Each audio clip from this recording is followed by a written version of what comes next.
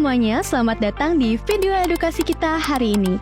Buat teman-teman yang mau bekerja di Korea Selatan atau cuma penasaran soal perbedaan budaya Indonesia dan Korea, video ini cocok banget buat kalian. Hari ini kita bakal bahas hal-hal yang paling sering bikin kaget waktu pertama kali kita bekerja atau tinggal di Korea. Mulai dari pola pikir kerja, kebiasaan sehari-hari, bahasa, sampai bahasa tubuh dan etiket. Kita bahas santai aja, tapi tetap lengkap dan gampang dipahamin. Yuk kita mulai sekarang. Di Korea, budaya kerja sangat kompetitif dan disiplin. Ada beberapa hal yang penting yang perlu kalian tahu. Hierarki yang kuat. Budaya senioritas sangat dihormati. Karyawan baru biasanya berada di posisi lebih rendah dan atasan sangat dihormati. Kerja keras dan jam panjang. Waktu kerja yang lebih lama dengan standar kerja yang sangat tinggi. Kualitas dan kecepatan sangat dihargai. Tuntutan kesempurnaan. Pekerjaan harus sempurna dan sesuai standar yang ketat. Dan tidak ada toleransi untuk kesalahan. Komunikasi formal. Komunikasi lebih formal dan terstruktur dan mengungkapkan ketidaksetujuan secara langsung dianggap kurang sopan.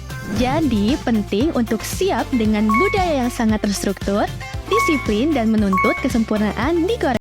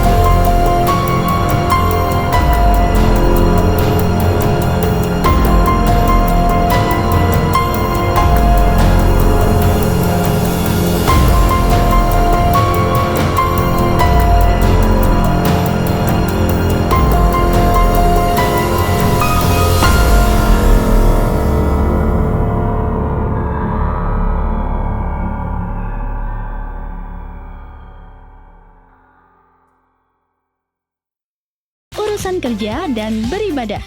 Dalam beberapa situasi, diskusi atau obrolan kerja sering dilakukan sambil minum alkohol. Ini bagian dari budaya sosial mereka. Mereka juga terbiasa bergerak cepat, bahkan terkesan tergesa-gesa, dan itu dianggap normal. Bahasa juga salah satu tantangan paling besar. Banyak pekerja berangkat tanpa mempelajari bahasa perusahaan. Padahal itu beda dengan bahasa Korea sehari-hari. Kendala lainnya, vocabulary terbatas. Jadi mudah salah paham. Dialek Korea pun beragam. Kadang sangat beda satu sama lain. Belum lagi bahasannya yang kasar. Dalam bahasa Korea, beberapa kata terdengar keras, tapi sebenarnya normal dalam konteks kerja. Jadi penting buat punya dasar bahasa sebelum kita berangkat. Selanjutnya kita bahas etika dan etiket. Kedengarannya mirip, tapi dua hal ini berbeda. Etika itu tentang moral, apa yang benar dan apa yang salah. Hal ini berlaku kapanpun, bahkan saat kita sendirian. Sedangkan etiket itu soal sopan santun, cara kita bersikap di depan orang lain, dan ini sangat dipengaruhi oleh budaya. Indonesia dan Korea punya etika dan etiket yang berbeda. Jadi, kita perlu memahami cara mereka menghormati orang lain, cara berkomunikasi, dan cara bersikap. Ini bagian yang paling menarik dan sering bikin salah paham, yaitu bahasa tubuh. Contohnya, kontak mata. Di Indonesia dan Korea, menatap orang tua terlalu lama dianggap menentang. Thumbs up. Di Indonesia artinya oke, sedangkan di Korea artinya nomor 1 atau yang terbaik. Cara menghitung. Orang Korea melipat jari dari ibu jari ke kelingking, sedangkan orang Indonesia membuka jari pakai 2 tangan. Gerakan tabu. Indonesia tabu menunjuk pakai jari tengah, sedangkan di Korea ada gerakan memakai jempol di antara telunjuk dan jari tengah yang bermakna seksual. Lingkaran jari atau simbol oke. Di Indonesia artinya beres, di Korea artinya uang. Melambaikan tangan. Di Indonesia artinya selamat jalan, di Korea itu artinya ayo mendekat. Cara salam. Indonesia pakai jabat tangan atau cium pipi, di Korea membungkuk dulu, lalu jabat tangan. Dan yang muda harus menunggu yang tua mengajak dulu. Nah, hal-hal kecil seperti ini bisa membuat salah paham kalau kita nggak tahu. Jadi, itu tadi perbedaan budaya Indonesia dan Korea yang penting banget untuk dipahami. Mulai dari pola pikir kerja, kebiasaan, bahasa, sampai bahasa tubuh dan etiket.